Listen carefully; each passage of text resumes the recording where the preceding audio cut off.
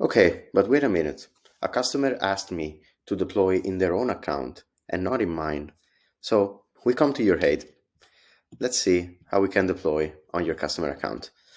Let's say you're providing a Postgres service, very simple, and we can hit build service definition. In the hosting model dropdown, we have to choose bring your own account, which is in your customer's account. Now, we still have to choose an intermediary account, which is a service provider account that will be used to connect to your customer account. For that one, you can refer to the other video. Let's hit build service definition.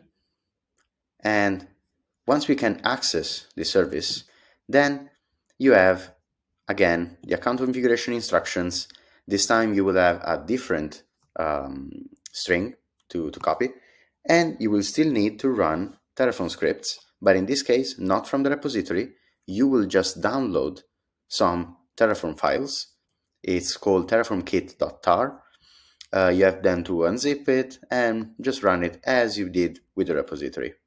And you will see an account configuration in here that allows you to deploy on your customer. Now let's see how it looks like. What happens now is that I already run my Terraform scripts.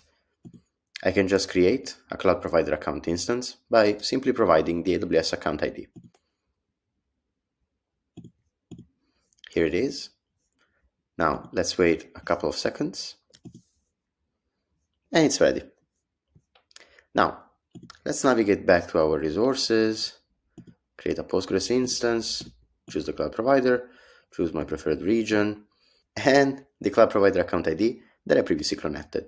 I can just create the Postgres instance. That's it. Easy, right?